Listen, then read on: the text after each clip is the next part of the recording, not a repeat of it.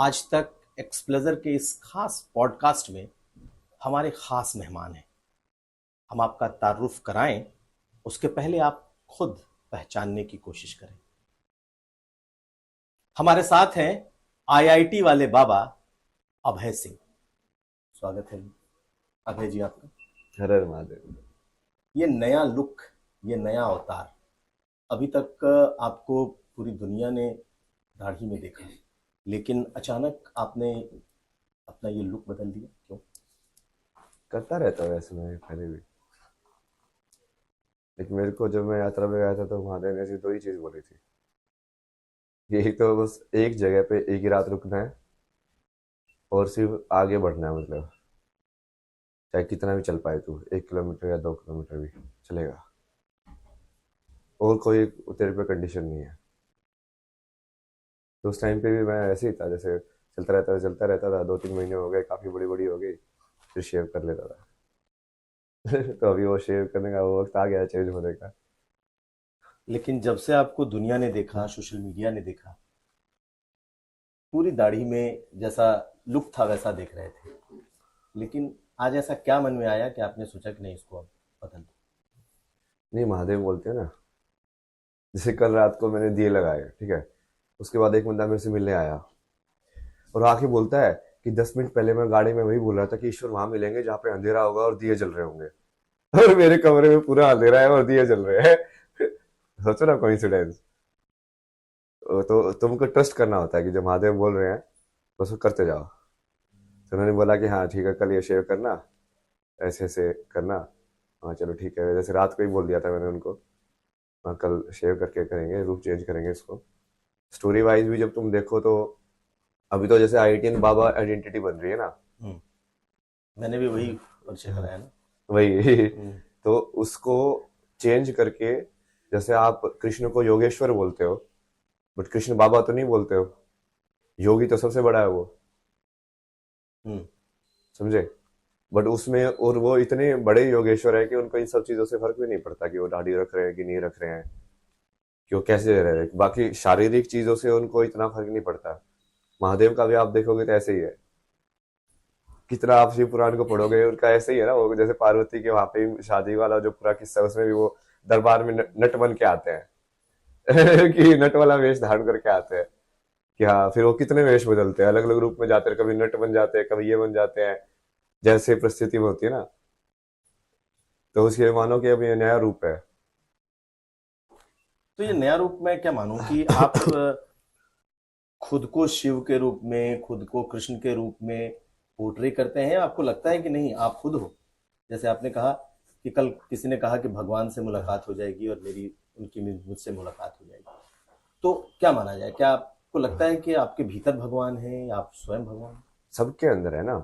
तो स्पिरिचुअलिटी का असली मतलब तो यही है। जहां पे फंसती है बात वो वही होता है, फिर लोग पूछते हैं कि सबके अंदर है तो सबको पता कैसे नहीं है। यदि सभी भगवान है तो हमको कैसे नहीं पता है कि हम भगवान है। तो कल भी मैंने वही बोला कि मुझे पता है कि लाइक सबके अंदर भगवान है और मैं बोल रहा हूँ उस ट्रुथ को। अहम ब्रह्मास्मि जब शंकराचार्य ने भी तो बोला था ना, तो आपने नहीं पूछा होगा कि हाँ ये खुद को भगवान बता रहा है, ब्रह्मास्मि बता रहा है कि मैं शिवोहम। कोई जब शिवोहम बोलता है तो उसका क्या मतलब है कि मैं ही शिव हूं ना। तो उस हिसाब से देखा जाए तो वो चेतना का जो स्तर होता है उसके हिसाब से उसको भगवान टाइटल दिया जाता है। जहां पे बिल्कुल शून्य चेतना में चले जाओ, तो प्योर कॉन्शियसनेस, उसको महादेव बोला गया है। फिर विष्णु किसको बोला गया है कि जब वो चेतना शून्य से उतर के नीचे एक ज्ञान की फॉर्म में आ जाती है। तो विष्णु हमेशा सोते रहते हैं क्षीर सागर पे, ड्रीम करते रहते हैं। ऐसे दिखाते हैं ना कि विष्णु ऐसे ड्रीम के स्टेट के अंदर है ऐसे। तो जो आपका जैसे तीनों जो अवस्था होती है दिन की, आप क्या क्या करते हैं। एक वेकिंग स्टेट होता है, एक ड्रीम वाला स्टेट होता है, मेंटल वर्ल्ड, और एक फिर बिल्कुल डीप स्लीप वाला स्टेट होता है। डीप स्लीप वाले स्टेट में भी कॉन्शियसनेस रहती है, सिर्फ कॉन्शियसनेस का विषय चला जाता है। हम्म, ये तो रहता है कि आप हो, बट आप क्या हो वाले एडजेक्टिव सारी गायब हो जाती है कि नहीं हो जाती। हाँ बिल्कुल ठीक है। बट वो कंटिन्यूटी नहीं रहती तो आप सुबह उठते ही नहीं फिर। यदि कॉन्शियसनेस की कुछ ऐसी चीज नहीं है जो कंटिन्यूस चल रही है वहां पे, तो वो शिव है। डीप स्लीप वाली जो कॉन्शियसनेस है, शून्य कॉन्शियसनेस। फिर जो ड्रीमिंग वाली है वो विष्णु है, इसलिए वो ड्रीम करके लाइक पूरे संसार को चलाते रहते हैं। माया। माया, माया के अधिपति जो है। हम्म। उसके बाद ब्रह्म जो है वो बेसिकली जो वेकिंग वाला जो वर्ल्ड है जो अभी हम देख रहे हैं, ये ब्रह्मा का वर्ल्ड है। तो जब आप इसको समझते हो तो आपको समझ में आता है कि एक्चुअली में तो ये चेतना के ही रूप है, जिसको ब्रह्मा विष्णु महेश बोला गया है। इन अ वे लाइक वो कंसेप्ट हैं कि शुरू होना किसी चीज का, कंटिन्यू होना और फिर एंड होना। जब मैं तीन में देखूंगा उस चीज को, तो वो ब्रह्मा विष्णु महेश या त्रिमूर्ति या फिर सरस्वती लक्ष्मी पार्वती के रूप में दिखाई देगा। और जब मैं दो में देखूंगा तो कैसे दिखाई देगा? शिव शक्ति के रूप में। क्योंकि अब क्या है, अब उसमें कुछ स्टार्ट और एंड नहीं हो रहा है, अब वो काल के बियॉन्ड हो गए हो। क्योंकि स्टार्ट और एंड मतलब जो समय जो है वो तीन में एग्जिस्ट करता है ना, पास्ट प्रेजेंट और फ्यूचर। उसको दो में एग्जिस्ट नहीं करा सकते आप। उसके लिए तीन होने चाहिए स्टेट्स, समय की डेफिनेशन को वैलिड होने के लिए। तो वो उसके तीन के ऊपर यदि तुम जाओगे दो में, ये मैं आपको पूरा सांख्य से समझा रहा हूं ना, कि कैसे उसको बताया गया कि अनेक से एक होने की जो विभक्ति है वो ऊपर से कैसे हुई। जब ईश्वर ने संसार रचा तो कैसे रचा गया। और अब जो स्पिरिचुअलिटी है कि वो वापस से आप उस पाथ को ट्रेस करके वापस से ऊपर कैसे पहुंचो उसी एक के पास। तो जिस पाथ से तुम नीचे जा रहे हो, फंसे हुए हो, उसी पाथ को तुमको रिट्रेस करके ऊपर जाना है। तो वो स्पिरिचुअलिटी बोलते हैं उसको। तो मैं अगर पूछूं आपसे कि आप स्पिरिचुअलिटी के किस स्तर पर हैं? लोग तो कहते हैं कि ये घमंड भी है आपका, कि कह सकते हैं कि आप खुद को भगवान कह रहे हो। लेकिन जब आपने स्पिरिचुअलिटी समझाई, तो एक आम आदमी जानना चाहेगा कि जिसका कोई गुरु नहीं है, जो किसी को गुरु नहीं मानता, तो वो किस स्तर पर पहुंचा है और कैसे पहुंचा है?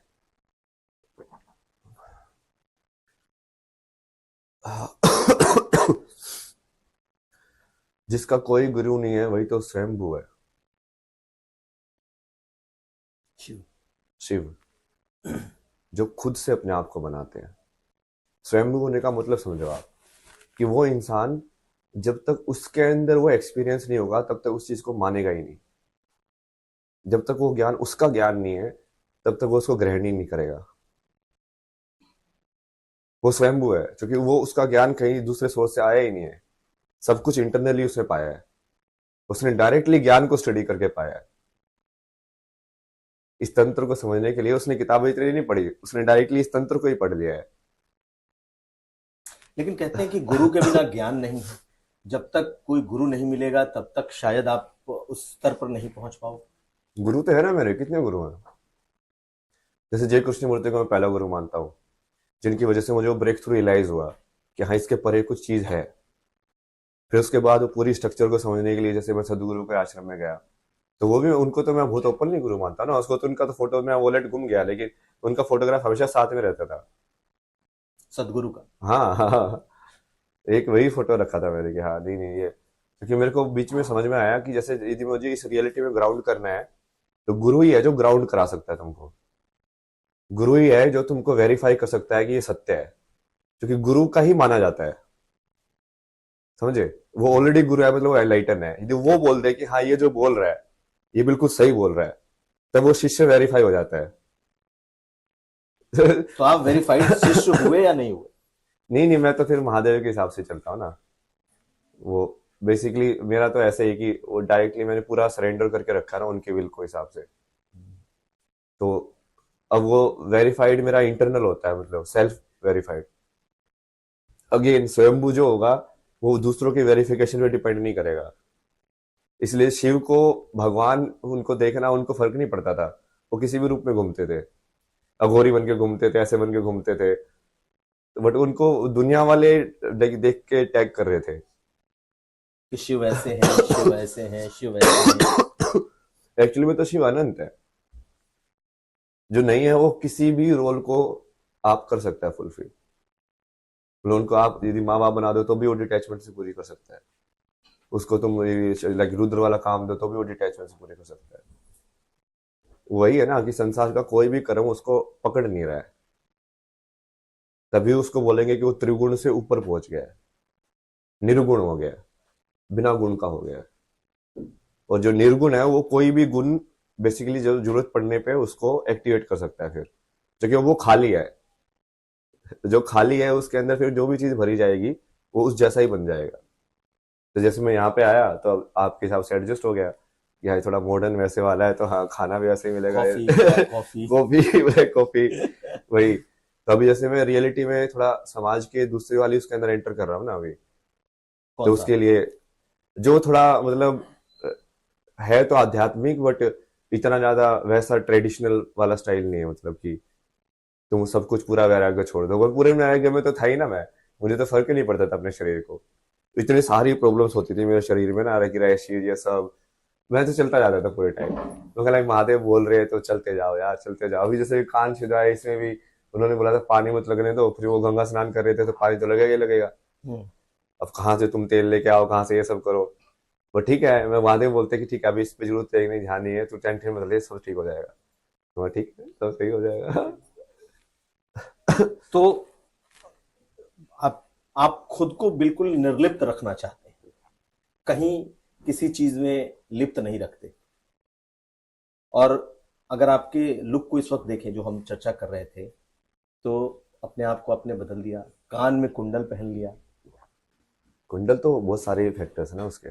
जैसे मैं ये सारी चीजें इसलिए नहीं करता कि कोई सन्यासी करता है, मैं ये सारी इसलिए करता हूँ कि क्योंकि वो आध्यात्मिकता के अंदर उन सब टूल्स का यूज है, कि तुम तिलक कैसा लगा रहे हो, किस टाइप की ऊर्जा तुम एक्टिवेट कर रहे हो, कहाँ कहाँ पे टच कर रहे हो। जैसे वो चक्रास पे जनरली भस्म लगाते हैं कि यहाँ पे लगाए, यहाँ पे लगाई, यहाँ पे लगाई, ऐसे लाइक वो वैसे वैसे तुम ना ध्यान रख रहे हो उनका, एनर्जी पॉइंट्स का।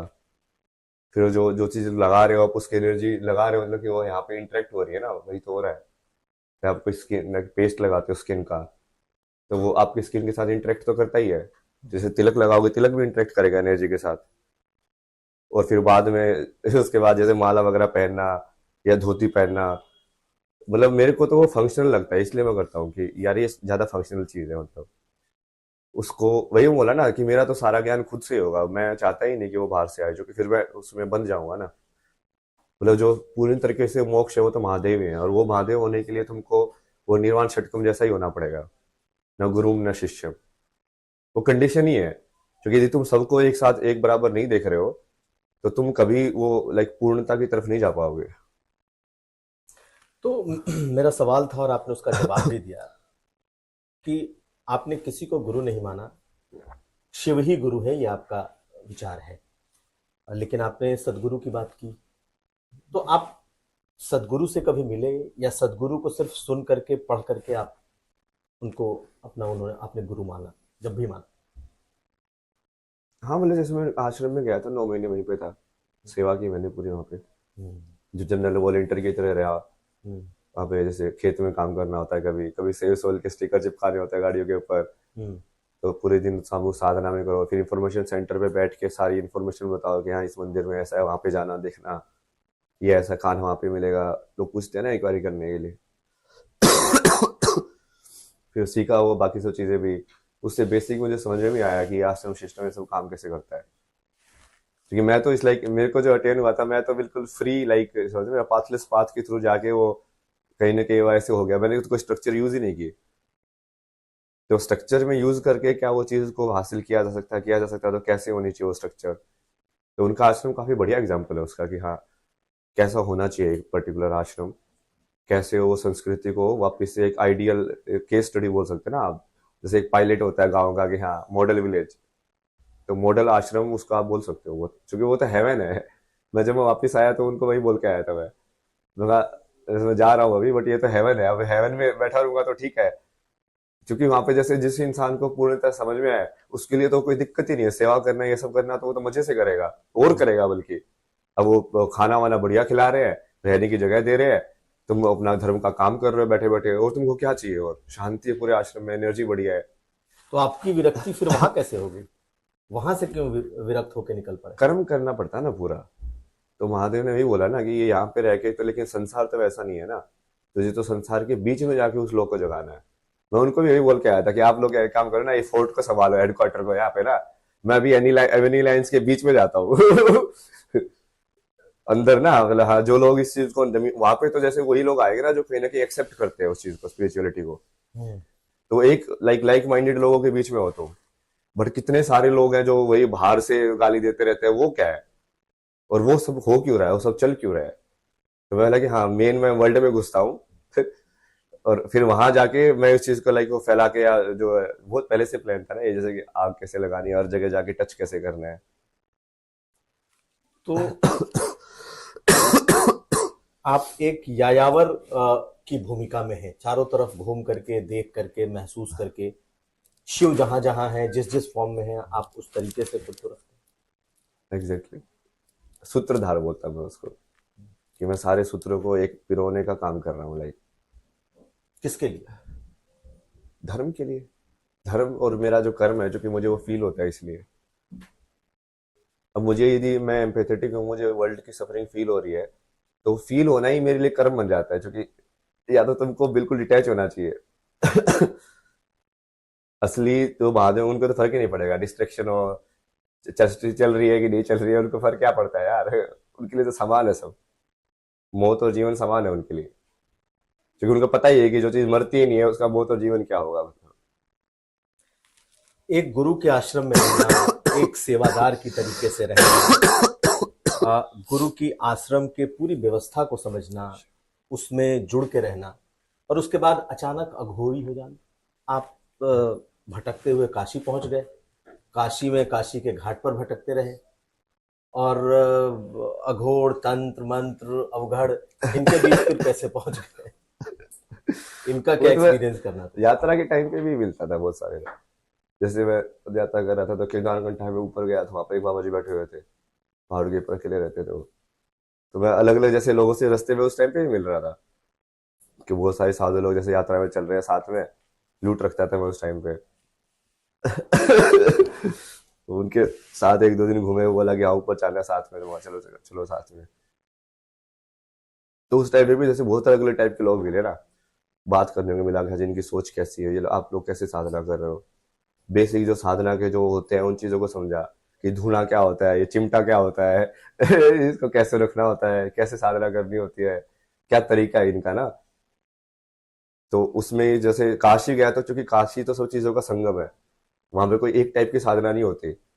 वहां पे ऐसा है कि एनलाइटनमेंट के जितने तरीके हो सकते हैं सब एक्सप्लोर करते हैं लोग वहां पे, डार्क से डार्क, लाइक सत्व से सत्व। तो वहां पे शमशान में बैठे हुए अघोरी भी मिल जाएंगे, और राधा कृष्ण करने वाले लोग भी मिल जाएंगे, जो बिल्कुल ही फलाहारी है, पूरा लाइक व्रत करके रखेंगे, ये सब करके रखेंगे। और एक दूसरा है जिसको फर्क ही नहीं पड़ता, घोर जैसा रहता है वो। तो वो सारी चीजों को देखना है, वही तो है ना, वही तो आपको बताया, मेन आपने भी पर्पज तो अघोर वही है। एक्सपीरियंस किया? अघोर के साथ बैठ करके, अघोर तो मरे हुए लोगों की हड्डियां तक खाते हैं, आपने भी एक्सपीरियंस कर लिया?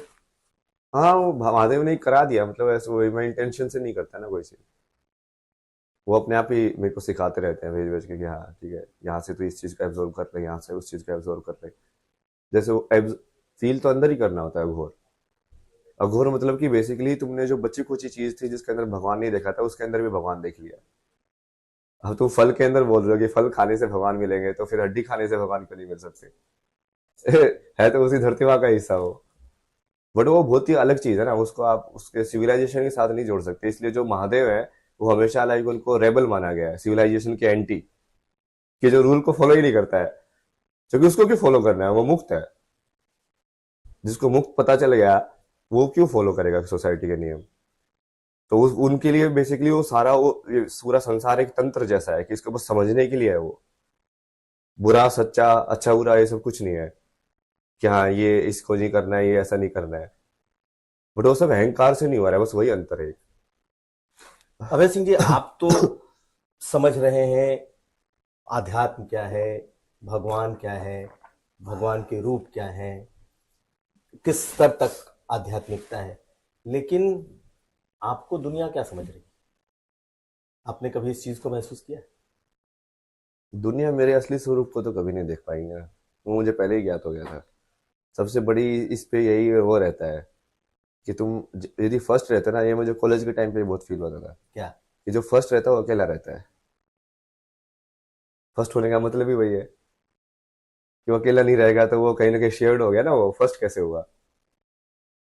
तो लाइक यार, राजा होना तो बहुत अकेले होने वाली चीज है, कि तुम भी इतनी पावर होल्ड कर रहे हो कि नीचे वाले लोग जो है वो कहीं ना कहीं लालच में या उसमें पढ़ने के उनके चांसेस रहेंगे ही रहेंगे, तब तुमको वो पावर ही अकेला कर देगी वहां पर।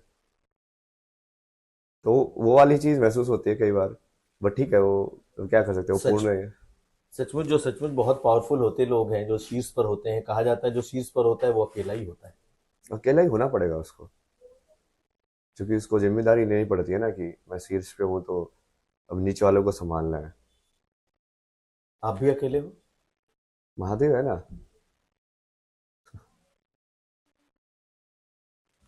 उनके साथ वही बात है, देवी को भी बुला लेता हूँ बहुत बार।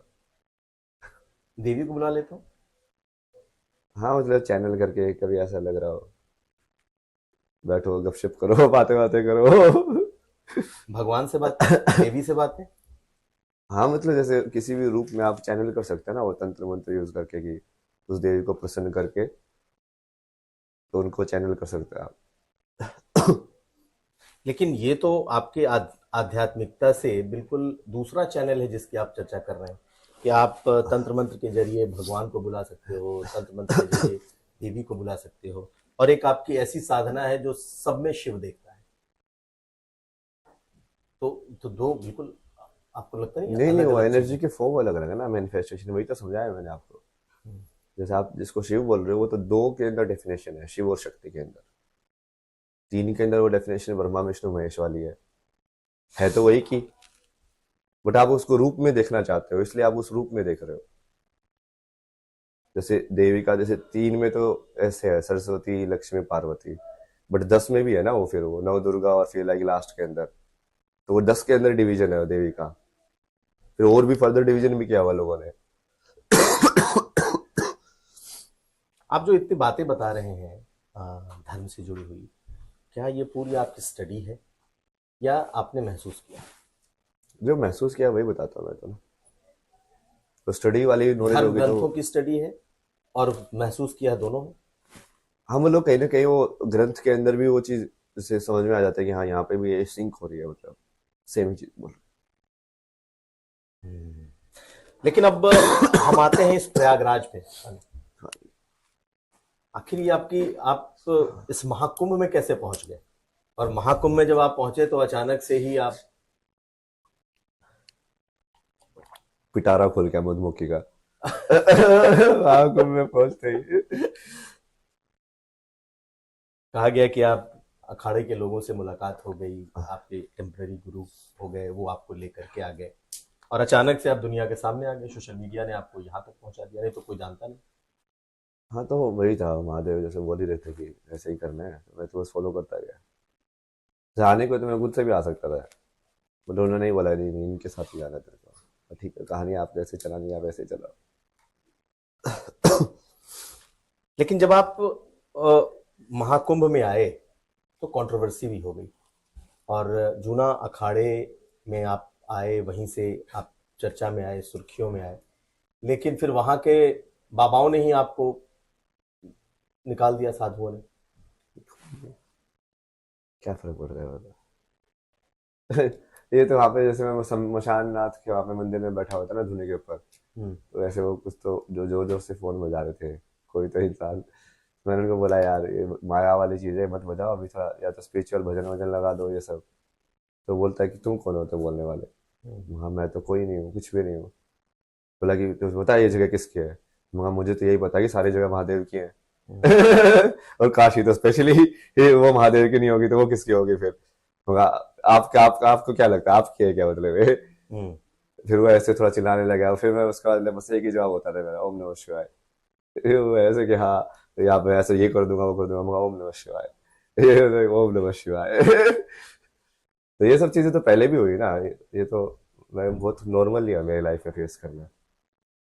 लोग होता ही है हमेशा हर जगह पे जाके ना, जब वो सत्य को देखते हैं तो कहीं ना कहीं, क्योंकि मेरा प्रेजेंस ही लोगों के अहंकार को किल करता है कि ये कैसे? इंसान एग्जिस्ट कैसे कर सकता है ऐसा इंसान। तो उनको लगता है कि यार हमने क्यों नहीं किया जो इसने किया, इसलिए उनके अपनी लिमिटेशन है, उनको वो दिखता है कि यार ये सब चीजें हो सकती है यदि तुम एक्चुअली में एक संकल्प करते तो। तुम सिर्फ एक्सक्यूज बना के रह गए अपनी लाइफ के अंदर। तो वो क्या करेंगे फिर, वो मेरी स्टोरी को नीचे डालने की कोशिश करेंगे, क्योंकि वो अपनी इनसिक्योरिटी को मेरे ऊपर फोर्स करने की कोशिश करेंगे। उन्होंने आपको आपके रूप में नहीं समझा? हाँ मतलब जैसे पहले तो जैसे वो जो है सोमेश्वर जी, वो कितनी बार बोलते थे ऐसे कि मुझे तेरे अंदर आदि शंकराचार्य दिख रहे हैं, मुझे तेरे अंदर क्राइस्ट दिख रहे हैं। मतलब इतनी बड़ी बड़ी बातें हैं। जब आप पूछ रहे थे ना कि आप खुद को भगवान बोल रहे हो, अरे यार मेरे को तो लोगों ने खुद बोला है कि मुझे तेरे अंदर क्राइस्ट दिख रहे हैं, मुझे तेरे अंदर आदि योगी दिख रहे हैं, मुझे तेरे अंदर बटुक भैरव दिख रहे हैं।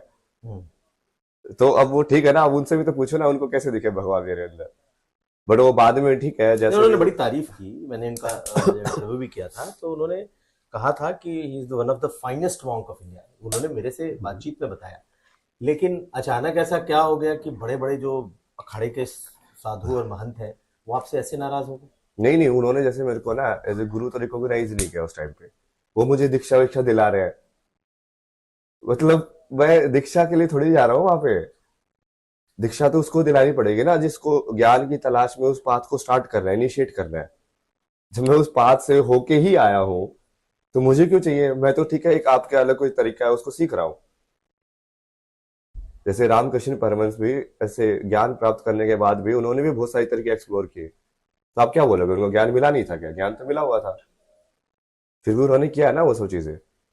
तो वो बेसिक अंडरस्टैंडिंग ही गलत थी और वो लोग उस चीज को तोड़ना ही नहीं देना चाहते थे कि कि ये जो रिलेशनशिप है गुरु और शिष्य का, वो एक वैसे वाला है कि हाँ अब जैसे वो कई बार तो ये सोमेश्वर जी ये भी बोलते थे ना कि तू इतना ज्यादा मतलब तेरे को इतना ज्यादा बड़ा वैसा है कि कई बार मुझे भी जेलसी होने लग जाती है तेरे से। बट फिर समझाते कि नहीं नहीं, गुरु तो ऐसे ही होता है कि हाँ उसका शिष्य बड़ा हो तो उसको बढ़िया होना चाहिए। वो हाँ चलो ठीक है, समझते हो तो आप कि असली गुरु होने का मतलब क्या होता है। कि जब शिष्य बड़ा हो गुरु से तो उसको प्राउड फील होना चाहिए कि हाँ इसने अब मेरे से भी ज्यादा कुछ सीख लिया है। ना कि उसके जेलसी होनी चाहिए कि मैं जो नहीं आता उसने ये इसने कैसे सीख लिया। इंसानी इमोशंस हैं, वही कहानी वैसी चलती जाती है।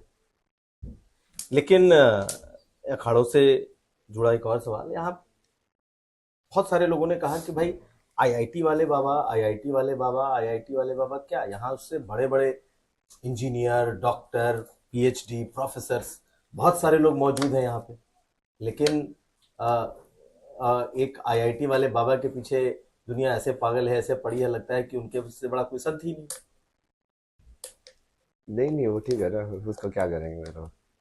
जो लोग बोल रहे हैं उनको खुद ही नहीं पता ना कि वो दूसरे जो लोग हैं वो मेरे से ज्यादा है कि कम है, उनको कैसे पता? उनको ये कैसे श्योर है कि मैं टॉप पे नहीं हूँ? कि ज्ञान के मामले में, आध्यात्मिकता के मामले में मैं सही में टॉप पे नहीं हूँ बाकी सारे बाबाओं से। क्योंकि जो स्पिरिचुअल के पाथ में चला ही नहीं है वो दूर से बैठ के कैसे जज कर सकता है? तो जो मोस्ट ऑफ द जनता तो सिर्फ बाहर के साइंस के थ्रू जज करती है कि इसके पास इतने फॉलोअर्स है तो मतलब ये होगा, सही है। इसके पास ऐसे कपड़े पहनता है मतलब ये सही है, ये ऐसे इंटरव्यू से ऐसे जवाब दिया मतलब ये सही है। उनको इंटरनली थोड़ी समझ में आता है स्पिरिचुअलिटी क्या होती है। तो आपका ये जो रूप है, नया रूप, नया स्वरूप जो अभी हमें दिखाई दे रहा है, ठीक है, आप सब में शिव हैं कहते हैं, ये कब तक रहेगा? यानी क्योंकि आपका जो ये फेस है, आपकी बहुत सारी पुरानी फोटोज सामने आई, कॉलेज के दिनों की, नौकरी के दिनों की, आपके अपने सोशल मीडिया पर किए हुए पोस्ट, लाइव्स, तो ये क्या ऐसे चलेगा, फिर दाढ़ी बढ़ा लेंगे? ओगड़ जैसे रहता हूँ ना मैं, like, मेरे कोई चीजों से इतना फर्क नहीं पड़ता मतलब क्या। लेकिन आपको आपकी जटाओं से, आपके अपने बाल से तो मोह है, प्रेम है? नहीं नहीं, करने को तो मैंने तो अपने पाथ पे ना इतनी इतनी चीजें छोड़ी है ना महादेव के बोलने पे। लेकिन जैसे राधा मिली थी मेरे को, मैं मुझे स्टोरी मैंने लाइफ में ऐसे चेंज किया, मगर इस काम ये काज ऐसे करते रहे, इस अवतार में राधा से शादी करा देते हैं। सारी टाइमलाइन बनाई मैंने सब कुछ, और महादेव ने मना कर दिया।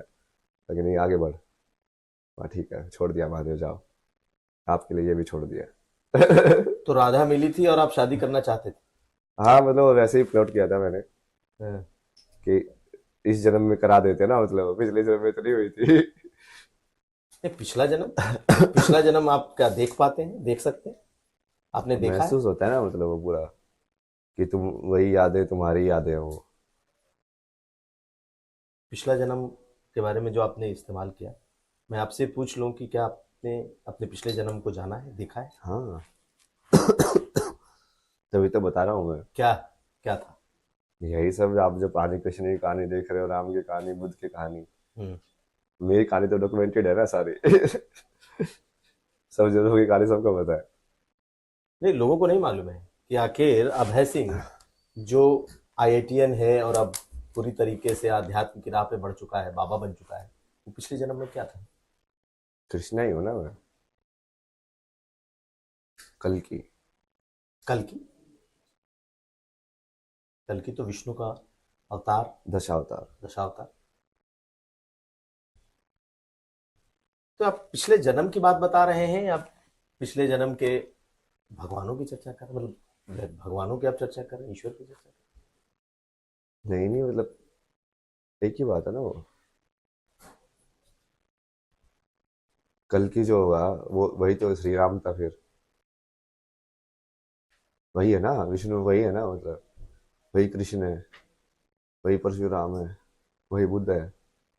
वो उसकी बस चेतना के अंदर आके वो अलग अलग चीजें कर रहे हैं। जो चीजें महादेव ने एक ही लाइफ में कर दी सारी की सारी। वही आप हैं। कि मतलब सारी चीजें जी के देख लिया उल्टा पुल्टा करके संन्यास लेके। जैसे राम का देखो वो राजा बन के देखा उसने। कृष्ण का देखो उसने अलग अलग चीजें मतलब बेसिकली प्रारब्ध है, कर्म है, वो सब वो पूरा किया उन्होंने अलग अलग स्टेज के अंदर।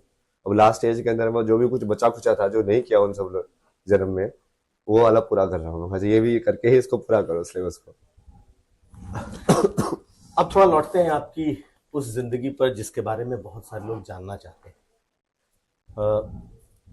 एक आईआईटीएन, थोड़ा अपने बारे में बताइए कि आपने पढ़ाई कहाँ से की, टेंथ कैसा रहा, ट्वेल्थ कैसा रहा, इंजीनियरिंग आईआईटी कैसे पहुंचे?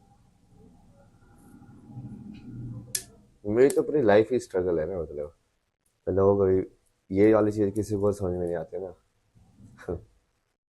बट फिर महादेव ही है, मैं वो छोड़ता नहीं, आज छोड़ो बताने से भी क्या फायदा। लेकिन मेरी लाइफ में तो कुछ मिला ही नहीं मेरे को कभी भी। आपने लेने की नहीं कोशिश की होगी? नहीं नहीं, वो भगवान ने बस सिचुएशन ही वैसे बनाई कि ये तेरे को देना ही नहीं है कुछ भी। तो वो वैसे ही लाइक वो डिटैचमेंट वाला वो था ना, लाइक लव अवतार का लास्ट वो फेज है, तो उन्होंने कंडीशन ही वैसे बनाई कि ये वाला प्रारब्ध तो तेरा होगा ही नहीं, तो सीधा वहीं पे जाओ मतलब इस बार उसी डायरेक्शन। तो जैसे टेंथ वेंथ था, जैसे वो घर की सिचुएशन उस टाइम पे, तो मैं वही फोटो देखोगा तो बहुत पतला सा वैसा है, चश्मे लगाता था मैं हम्म। नजर के। बिल्कुल वो नर्ड वाला होता है ना, वैसे वाला दिखेगा आपको, बिल्कुल पतला सा 45-50 किलो का, 6 फुट का एक लड़का। हम्म। ऐसे बिल्कुल ऐसे पढ़ाकू जैसे फील आएगा। तो उस टाइम पे तो उस टाइप की इमेज थी, काम भी वही कर रहे थे वही। बट वहाँ पे भी मैं बहुत कविताएं लिखी, जैसे 11वीं में बहुत कविताएं लिखी मैंने हिंदी के अंदर। पेंटिंग्स वगैरह बहुत की उस टाइम पे। कविता याद है? एक तो काफी पॉपुलर हो रही है ना वो सोशल मीडिया पे। कौन सी? स्टार्ट कैसे होती है वो? लहरों के बीच। लहरों के बीच तिनके का सहारा छोड़ दिया, ऐसे कुछ तो है वो। लहरों के बीच तिनके का सहारा छोड़ दिया। हाँ, लड़खड़ा कर गिर पड़ा, फिर भी उसने हाथ नहीं दिया। लड़खड़ा कर गिर पड़ा फिर भी उसने हाथ नहीं दिया। और ऐसे पूरा बढ़िया से लिखा हुआ है वो। बहुत सारे लिखता था ना मैं, तो जैसे ये महादेव के लिए लाइन थी या गर्लफ्रेंड के लिए? बनने लिए थे वो। मतलब महादेव, वो तो उस टाइम पे तुम किससे बात कर रहे हो, वो तुमको समझ में नहीं आता कि कर तो बात महादेव से ही रहे हो, बट तुम वो फॉर्म में देख रहे हो उसको। एक और लाइन मैंने लिखी थी आईआईटी के टाइम में लिखी थी कि जब तेज आंधियां चलती है तो हवा का रुख मायने नहीं रखता।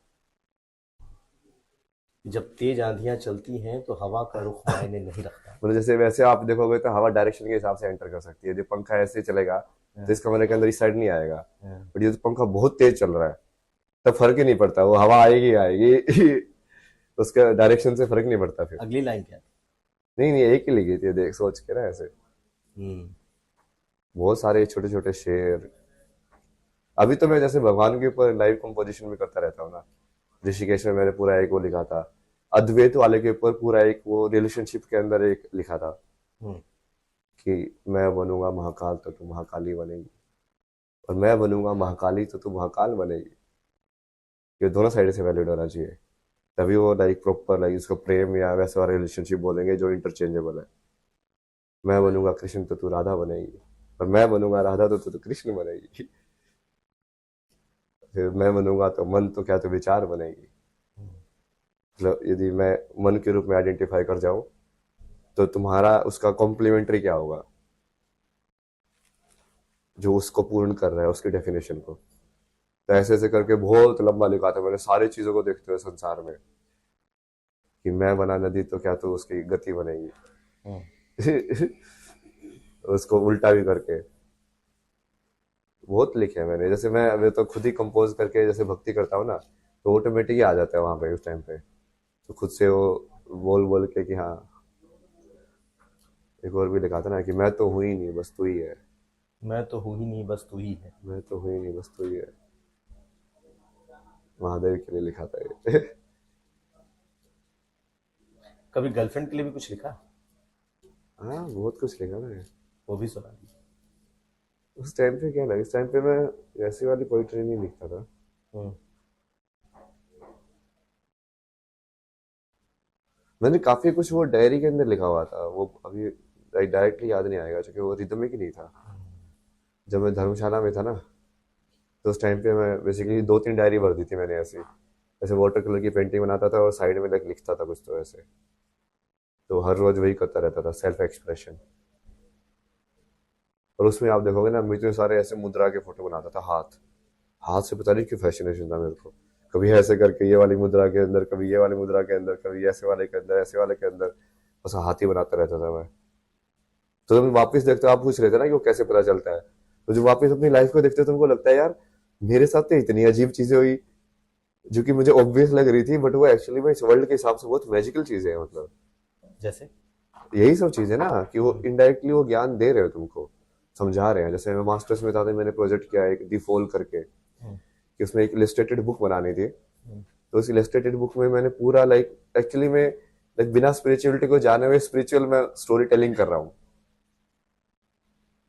मैंने उसमें एक कॉन्सेप्ट बनाया ना कि यदि कोई इंसान इनफाइनाइट फॉल के अंदर गिर जाए, तो क्या वो गिर रहा है कि वो उड़ रहा है, ये सिर्फ उसकी विल के ऊपर डिपेंड करता है। कि यदि वो करंट के अगेंस्ट फाइट कर रहा है, तो उसको ऐसा लगेगा कि वो गिर रहा है। बट यदि उसको करंट को मान ले, तो उसको ऐसे लगेगा कि हाँ हाँ मैं तो उड़ रहा हूँ हवा के अंदर। तो दी फॉल करके बुक थी, उसमें पूरा ऐसे ही डाला हुआ है। वो बिल्कुल आप उसको स्टडी करोगे ना, इट्स लाइक कंप्लीटली लाइक लेटिंग गो, और वो बुद्धिज्म वाले उसके सिद्धांत के ऊपर है। ये तो माइंड की एक अवस्था है। अवस्था है, बट मैं आपको वो समझा रहा हूँ ना कि इनडायरेक्टली भी जैसे मैं उन चीजों को टच कर रहा था बिना ये जाने कि ये चीज इससे रिलेटेड है। आध्यात्मिकता के जो कंसेप्ट हैं, हम्म। शून्य का जो कंसेप्ट है, वो कहीं ना कहीं अट्रैक्ट कर रहा था उस टाइम पे भी। हम्म। वो बस एक्सप्रेशन अलग में निकल के आ रहा था उसका। आप इंस्टाग्राम पे मेरा पुराने पढ़ोगे ना, तो एक जैसे एक बनाया था मैंने स्काई वाले फोटोग्राफ्स के साथ, लिखा था ना कुछ तो, कि everybody sees the good memories of you, the stars in your memories, but nobody seize the dark sky, जो कि बैड मेमोरीज है, जो डार्कनेस है, उसको कोई नहीं देखना चाहता है। बट वो जो स्टार्स जो जो चमक रहे हैं उसको सब लोग देखते हैं, जो तुम्हारे अंदर अच्छा ही है। ये तो बहुत बड़ी जर्नी है ना भाई।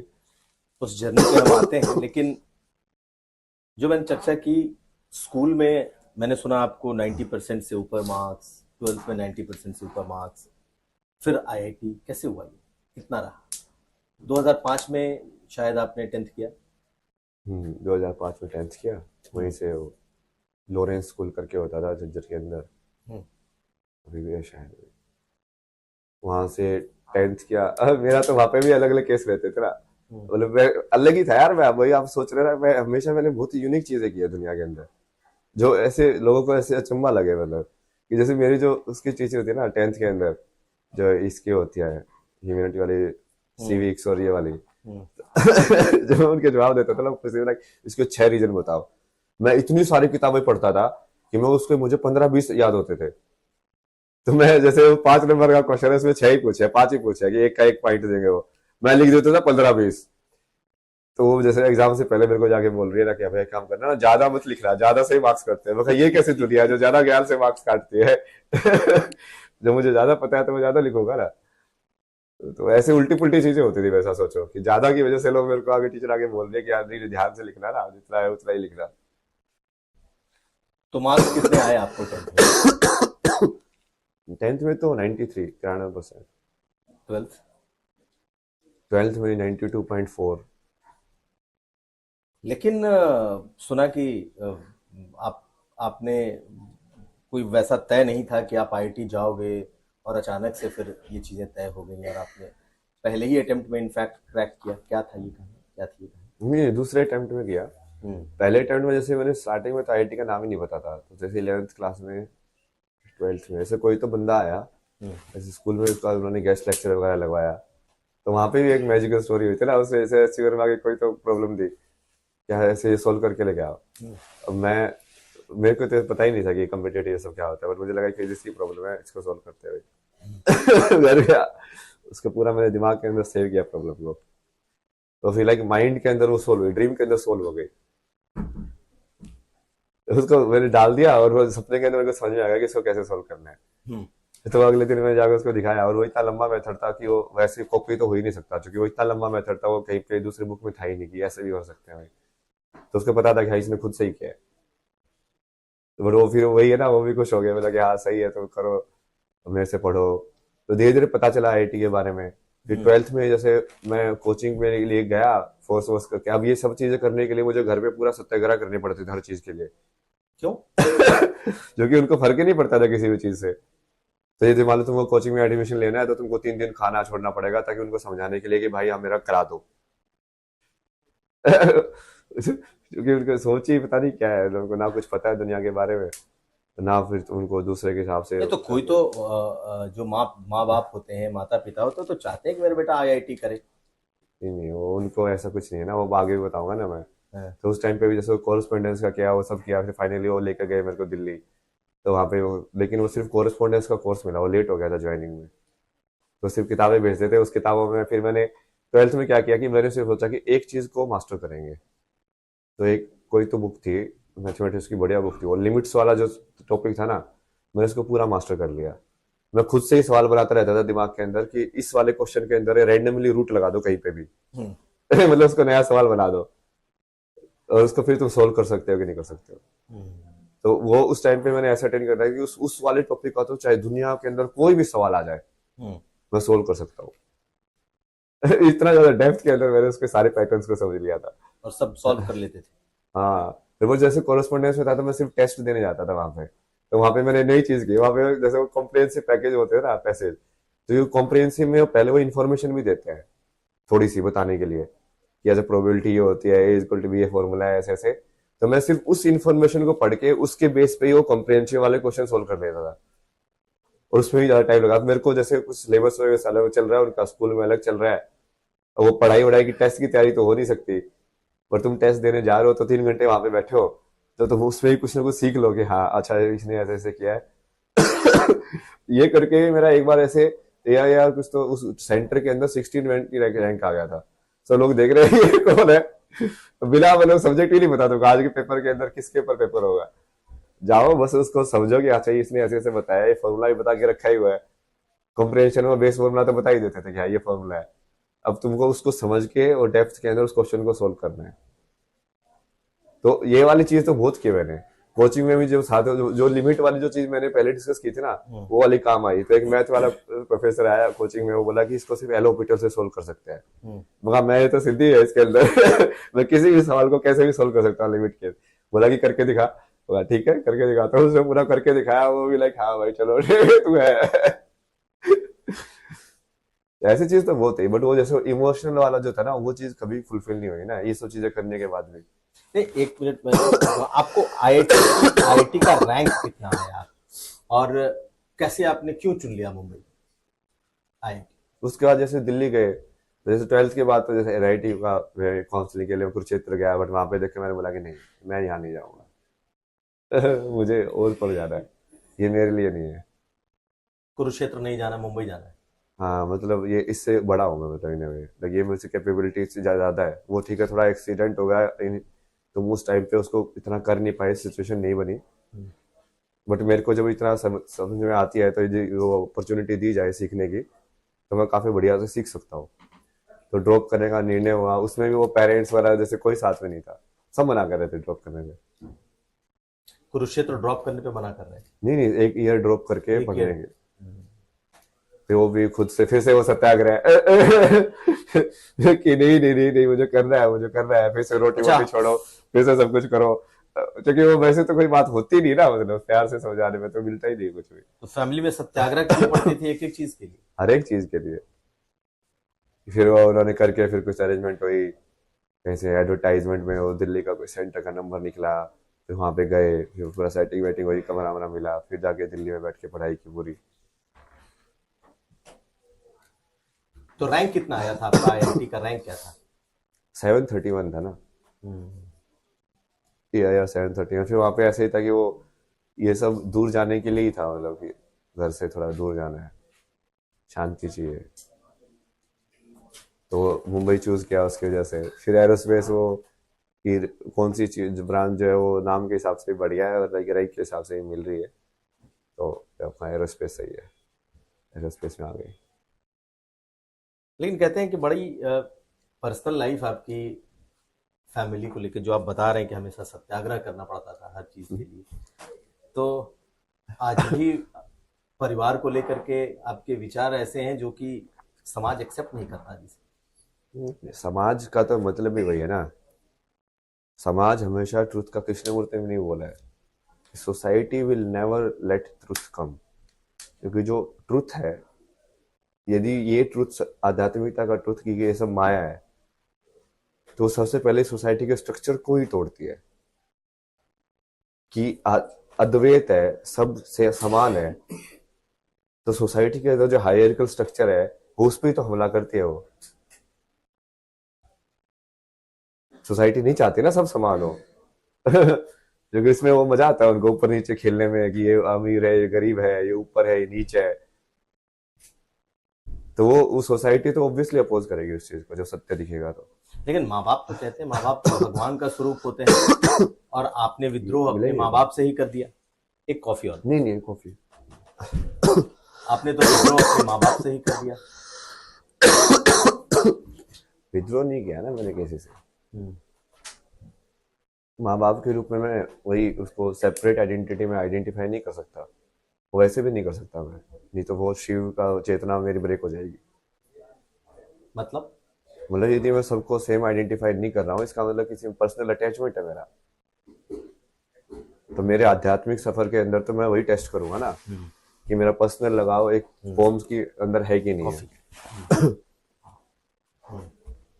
कि एक पर्टिकुलर फॉर्म को देख के उसको मैं ज्यादा तवज्जो क्यों दे रहा हूँ। तो वो तो क्या होगा ना कि जैसे धर्म की जब बात आएगी तो वो मोह की वजह से आप धर्म का डिसीजन नहीं ले पाओगे।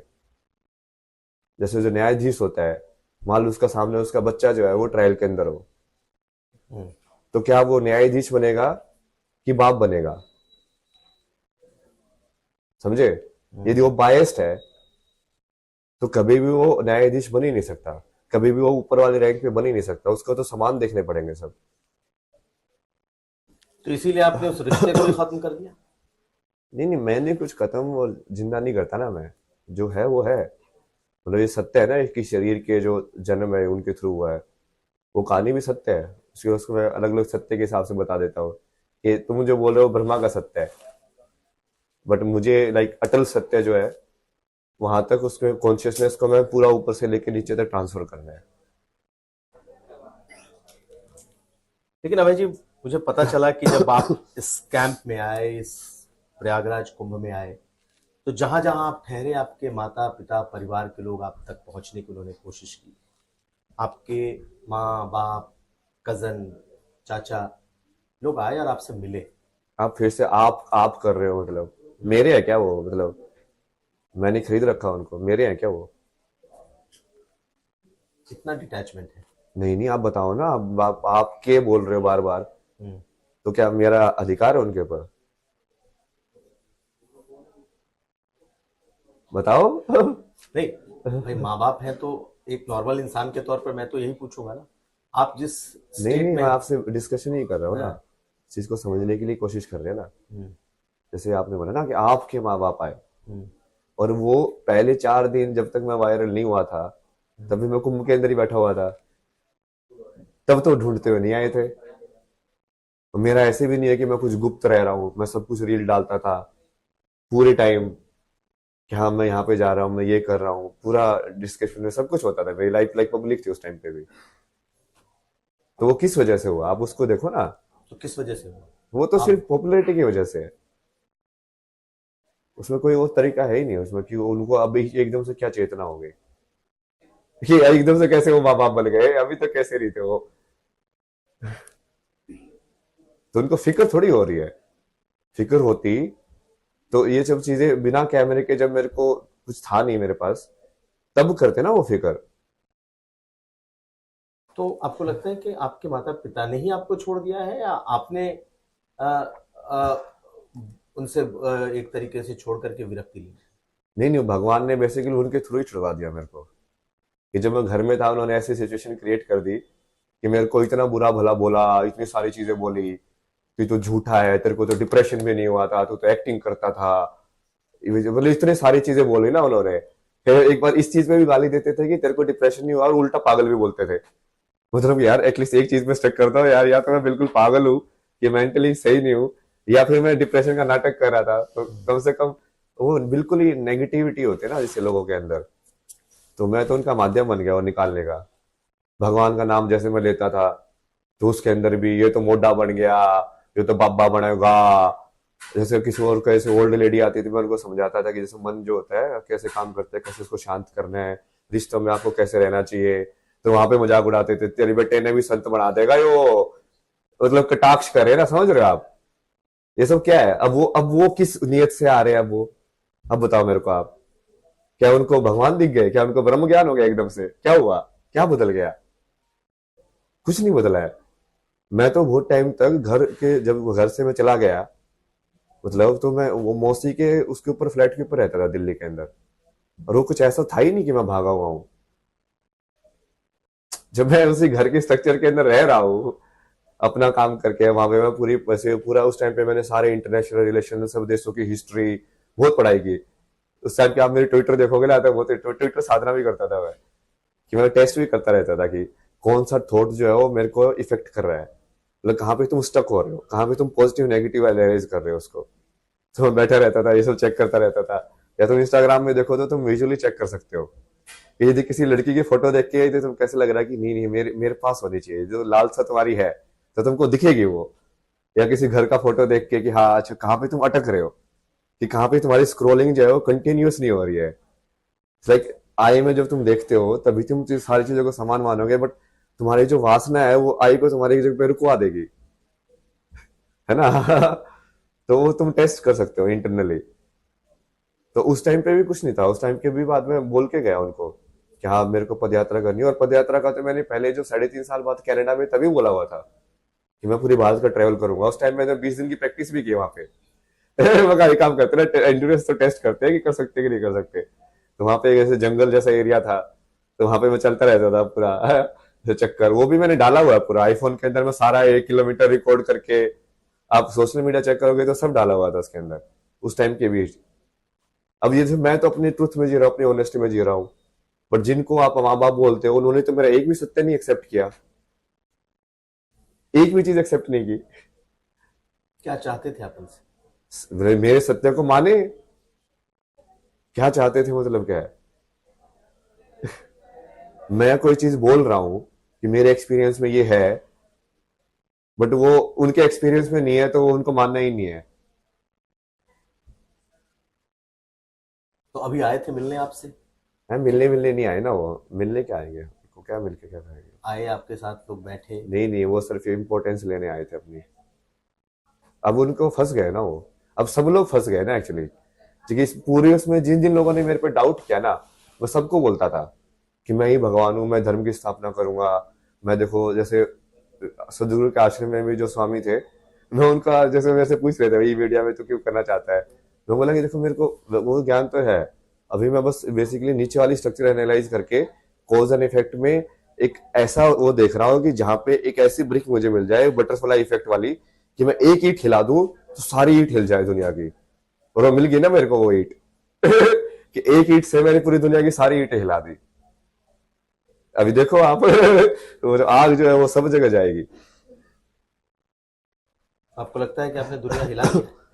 हाँ, अभी तो देखते जाओ, मेरे सेंटर के अराउंड ही सारी चीजें होंगी, क्योंकि कोई ऐसा ज्ञान है ही नहीं दुनिया का जो मैं ले नहीं सकता हूँ।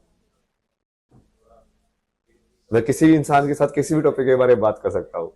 फिर ब्यूटी ब्लॉगर के पॉडकास्ट में जाके उसके हिसाब से ही बात कर सकता हूँ, किसी और के जाके लाइफस्टाइल के बारे में भी बात कर सकता हूँ, तो इंटरनेशनल रिलेशंस के ऊपर भी बात कर सकता हूँ।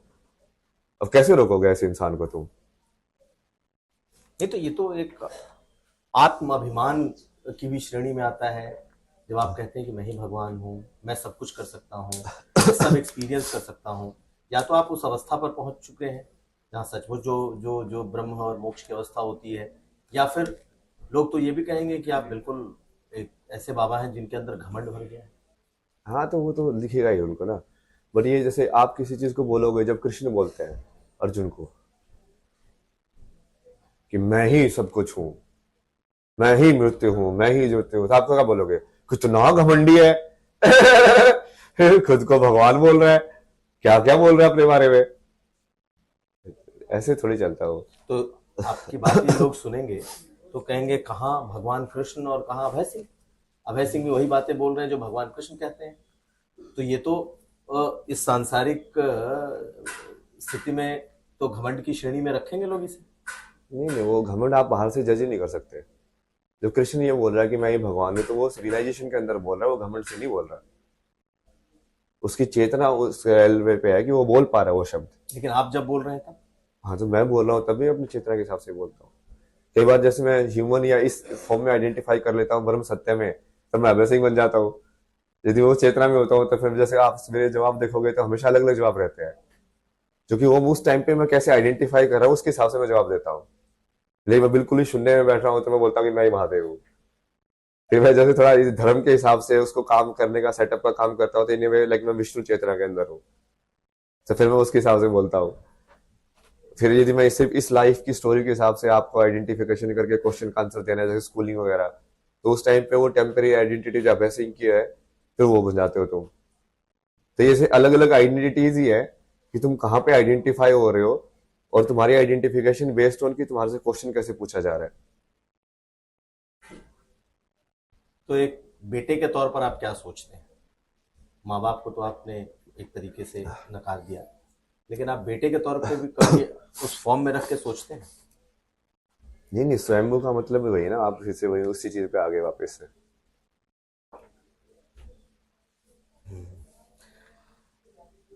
अभय सिंह जी, आपका आपको लेकर के बहुत तरह की बातें हुई। कई लोगों ने कहा कि ये बाबा नहीं है, हम्म। इनकी मानसिक स्थिति खराब हो गई और पागल हो गए। तो आपने भी ये बातें सुनी होंगी, सुन रहे होंगे, क्योंकि एक मठ से दूसरे आश्रम, दूसरे से तीसरे। नहीं नहीं, ये तो प्लान के हिसाब से कर रहा हूँ मैं। ये प्लान है? सुमेश को जैसे उनसे पूछ के आओ एक बार, क्या प्लान था। यही प्लान था कि 3-4 दिन वहां पे रुकेंगे, उसके बाद तुझे जहाँ पे जाना है, कि जिस कैंप में भी जाना है, जहां पे भी रहना है तुझे, तू पूरा कुंभ घूम। तू पूरा कुंभ देखने के लिए, सीखने के लिए आया है। जैसे वहां पे ऐसे बनारस के घाट पे वो सांस्कृतिक प्रोग्राम होते रहते थे भरतनाट्यम के, तो मैं बैठ के वो सब देखता रहता था, डांस वांस कि ये सब कैसे तक तक तक तक ताल कैसे चल रही है, उसको समझना, एक्सप्रेशन अच्छे होता कैसे है, आंखों की छुत में ऐसे से मुद्रा दे रहे हो, ये अलग अलग मुद्रा है, जो स्पिरिचुअलिटी आध्यात्म उसका पूरा लिंक है ना उससे, क्योंकि तो यहाँ पे भी यही प्लान था कि अब यहाँ पे तो ये सब बहुत ग्रैंड लेवल पे हो रहा है। वो है तो पूरा मेला है एक्सप्लोर करने का, ज्ञान का मेला ही है, कहीं कहीं चले जाओ। तो वही प्लान था वो, बट वही बताया ना कि बीच में वो जो चीज हो गई, उसकी वजह से कहीं ना कहीं उसने हर इंसान की लिमिटेशन या अहंकार को एक्सपोज कर दिया। वही तभी टेस्ट होता है ना, जब आपको बहुत सारी चीजें दे दी जाए, तभी आपके चरित्र का टेस्ट होता है कि क्या आप अभी भी शून्य में बने हुए हो। मेरे को सही में फर्क नहीं पड़ता इन सब चीजों से आप जितना इतना सब बोलने के बाद भी मैं शून्य में रह सकता हूँ, कि मैं अगले मोमेंट में मुझे ये भी पता है कि मेरे से कुछ भी ना हो, और ऐसे ही मैं कहीं पे बस जंगलों में बैठ के, या ऐसे ही लोग मेरे को फेलियर की तरह लाइफ एंड हो जाए, वह ठीक है, कोई दिक्कत नहीं। जो मेरे को महसूस हो रहा है उस सत्य को मैं जीऊंगा।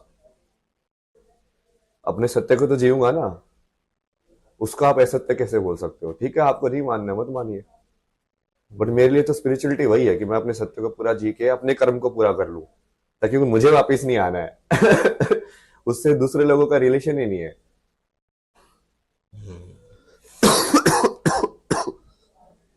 एक सवाल और कि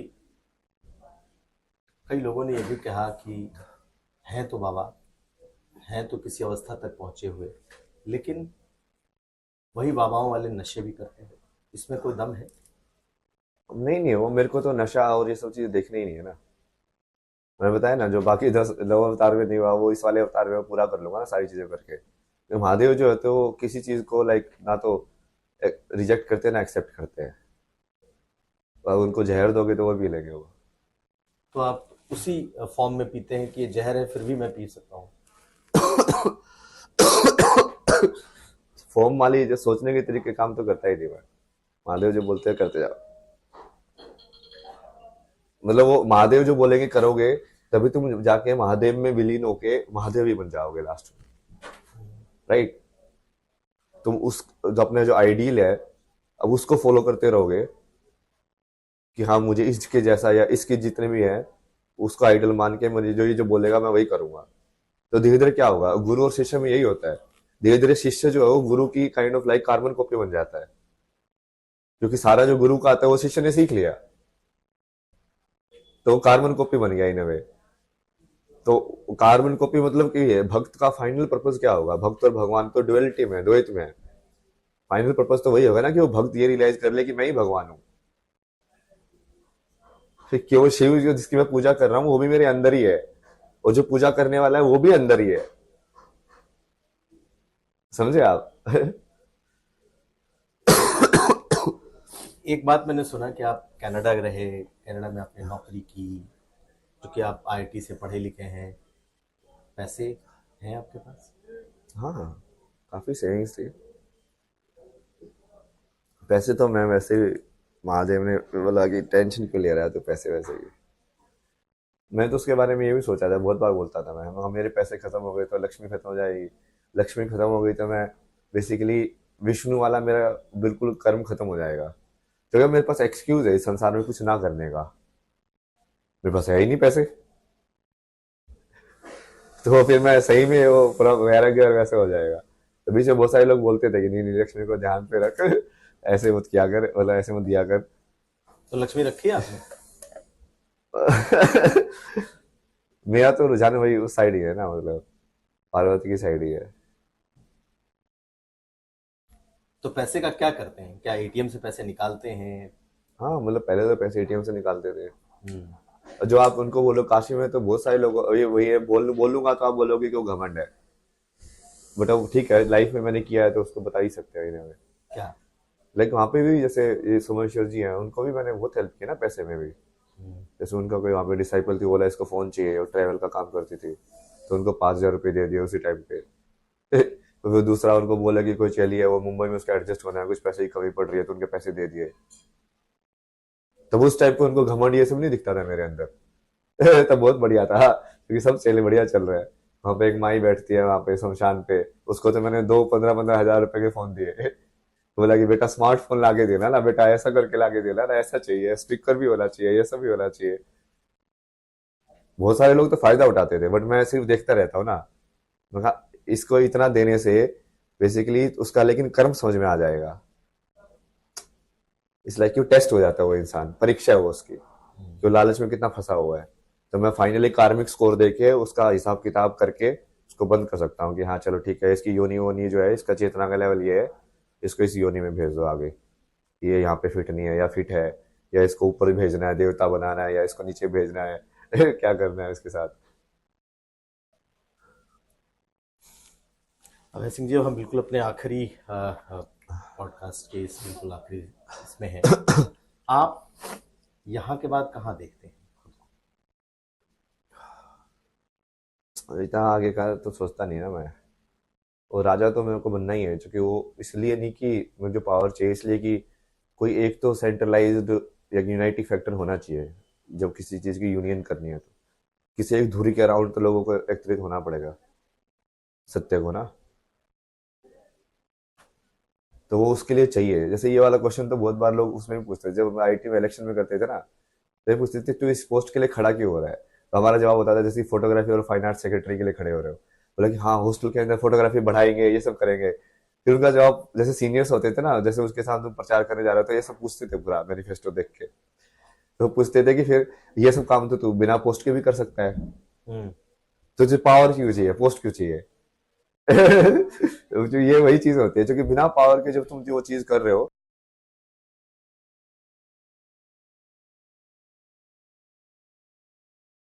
तो आपका जो सिस्टम का जो सपोर्ट मिलता है वो नहीं मिलता आपको। तो उसके लिए वही है ना कि किसी न किसी को तो लाइक हेड या राजा बनना ही पड़ेगा ऊपर, तो ये राजा का कौन सा फॉर्म आप बता रहे हैं? मतलब someone who takes responsibility of the world to run it आध्यात्मिक बेटर। World, spiritual world? सारे वर्ल्ड एक ही वर्ल्ड है वो, मतलब वो अकाउंटेबिलिटी जो होल्ड करे ना कि हाँ मैं रिस्पॉन्सिबल हूँ सब लोगों के लिए, उनका भला मैं सोचूंगा, वही इंसान राजा कहला सकता है ना, कि आप सबकी इंडिविजुअल लाइफ अब एक्चुअली मेरी रिस्पॉन्सिबिलिटी है, आपके बच्चों को पढ़ाना से लेके उसको ज्ञान देना, कोई और प्रॉब्लम हो रही है उसको सोल्व करना, तो उसके लिए ज्ञान भी चाहिए, सब कुछ चाहिए, बहुत सारी चीजें चाहिए। बस आखिरी सवाल ये है कि आपके राजनीतिक विचार भी हैं या नहीं? मैं तो बताया ही ना, राजनीति विचार मतलब क्या, जब किंग ही बन जाएंगे तो राजनीति कहाँ से आप आएगी? तो किंग की बात कर रहे हैं, तो किंग क्या? किंग का मतलब क्या, प्रधानमंत्री बनेंगे, राष्ट्रपति बनेंगे, मुख्यमंत्री बनेंगे? किंग का मतलब नहीं आप नहीं, क्या? वो जरूरी भी नहीं है कि ना कि वो ऑफिशियल हो, आप समझ रहे हो, आप उसको आज वाली जो स्ट्रक्चर है उसके लाइक रिफ्लेक्शन में देख रहे हो। किंग बनना इज लाइक कि लाइक संसार में तुम लाइक जो चाहो वो कर सकते हो, तुम मुक्त हो।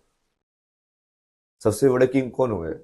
मैंने लोगों को यही समझाया ना, जब मैंने पूरा अपने अवतार अपने वाली कार्य देखी, मैंने देखा कि महादेव की कार्य देखी, मैंने बोला कि यार सबसे बड़ा राजा कौन, क्या राम बड़े राजा हुए कि महादेव बड़े राजा हुए? क्योंकि महादेव तो मतलब वो अघोषित राजा है, उनको तो कोई रोक ही नहीं सकता, उनके लिए कोई बॉर्डर्स है ही नहीं, एग्जिस्ट ही नहीं करते उनके लिए, कोई कुछ बोल ही नहीं सकता उनको, वो कहीं पे किसी भी राज्य में जा सकते हैं, बाहर आ सकते हैं, मतलब अघोषित राज्य तो वही है एक्चुअली में देखा जाए तो, है कि नहीं? उनको कोई राज्य की जरूरत भी नहीं है कि मेरी ये सीमा है, सारा उन्हीं का राज्य है।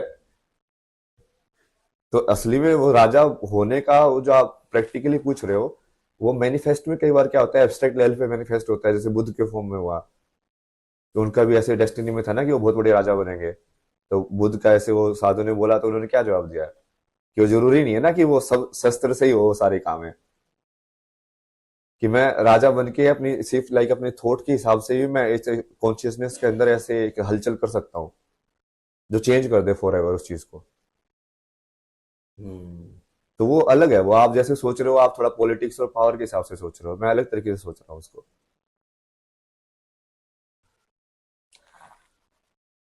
तो अभय सिंह जी, बहुत धन्यवाद हमारे इस पॉडकास्ट में जुड़ने के लिए, और अपनी उन बातों को शेयर करने के लिए, जो बातें आपने बहुत हद तक शेयर भी की हैं, और इस पॉडकास्ट में आज तक और ब्लेजर के इस पॉडकास्ट में आपने हमारे साथ उसको शेयर किया। बहुत शुक्रिया आपका, बहुत धन्यवाद।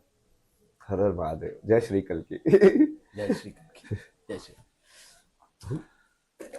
तो ये खास पॉडकास्ट थी अभय सिंह के साथ, जो इस महाकुंभ में आईआईटी बाबा बन के उभरे हैं।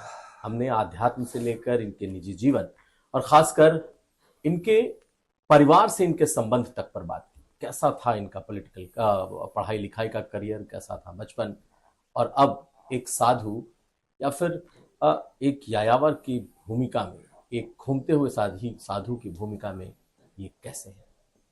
तो आज तक के और एक्सप्लोजर के इस खास पॉडकास्ट में आज बस इतना ही। फिर किसी नए मेहमान के साथ फिर मुलाकात होगी। आप हमें दीजिए इजाजत, देखते रहिए आज तक। बहुत शुक्रिया महाराज। हर हर महादेव। हर महादेव। जैसे कि मैं सो रहा हूँ तो पिताजी को जगाना है मुझे, तो वो डायरेक्ट उठाने के बजाय, और हिंसा की परंपरा मेरे यहाँ नहीं थी सौभाग्य से, तो वो क्या करते थे कि उस कमरे में आ जाएंगे या बाहर से गुजरेंगे और चौपाई बोलेंगे, प्रात काल उठ के रघुनाथा, मात पिता गुरु नावई माता। कभी कभी मैं गुस्से में उठ करके अरे पापा, जब चरण स्पर्श किया और सो गया, मैंने कहा अब मत उठाना।